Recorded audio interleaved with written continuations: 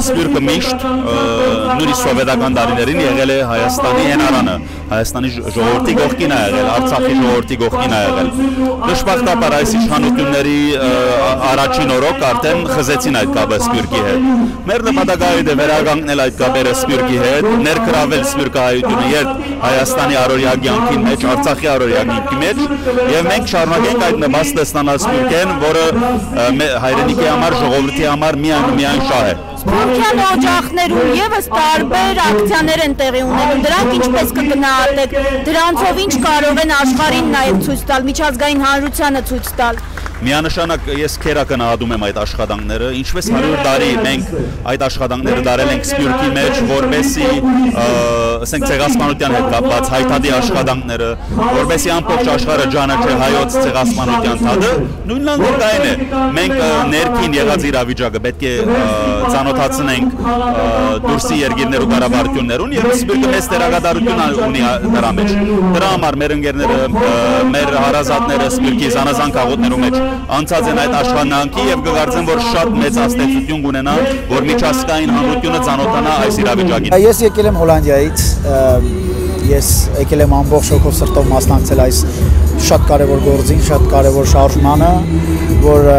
պետք է նաեւ նշեմ, որ ամեն օր տեսում ենք, որ հաջողում եք, մեր հայրենակիցները բազմանում են, շատանում են, գիտակից մասա է մեզ միանում։ Այսինքն կրկին նշում է, կրկին պնդում է ու այդ բոլոր այդ սպասելիքները, որ ես ունեի, իմ մասնակցությունը դրա համար ես հիմնականում փորձեցի բերել այս ճանապարհով։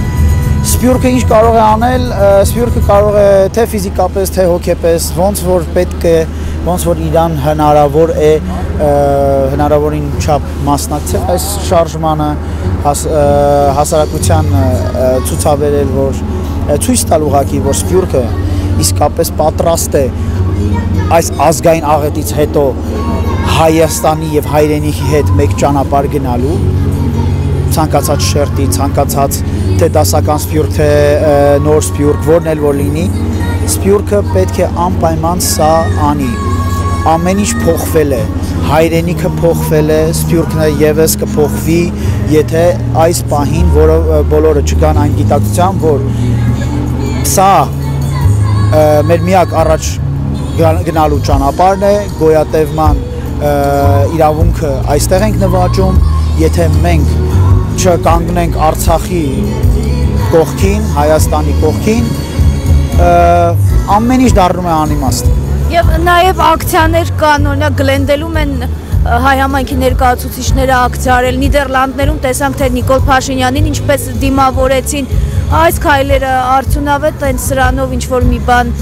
հնարավոր կլինի միջազգային հանրությանը նաև ասել։ Անպայման, տեսեք, Սպյուրքը այդպես էլ ասեցի, ոնց որ հնարավոր է, ինչպես որ հնարավոր է, Սպյուրքը պետք է մասնակցություն ցուցաբերի եւ թող օրինակները լինեն Հոլանդիան, որտեղից ես եմ գալի, որտեղ այնտեղի համայնքը մեծ թվով ուղղակի հանգիստ չի տալի Նիկոլին, ուղղակի կրկին պնդում է, որ նա այլևս չունի իշխանություն, նա անհնարին է այս ժողովրդի անունից որևէ զիջում անել, որևէ բանակցություն տանել, նա մանդատ չի ստացել այս ժողովրդից, ոչ էլ Սպյուրքից իմիջայլոց որևէ իրավունք չի ստացել, որ հանուն ինչ-որ մի խելագար պատկերացման, ինչ-որ մի էգոիզմի կամ հայտնի չի ինչից ելնելով, նա տարօրինակ զիջումների գնա, որի համար մեր պապերը, նաև մեր տղաները այսօր, որ ցավոք սրտի անտեղի բանտարկվել են, իրանք պայքարել են։ 2017-ին ես եկել եմ Հայաստան, իհարկե հետո բնակել եմ Արցախ։ Հայաստանի ջեկասին Ասնիգոլի երեսը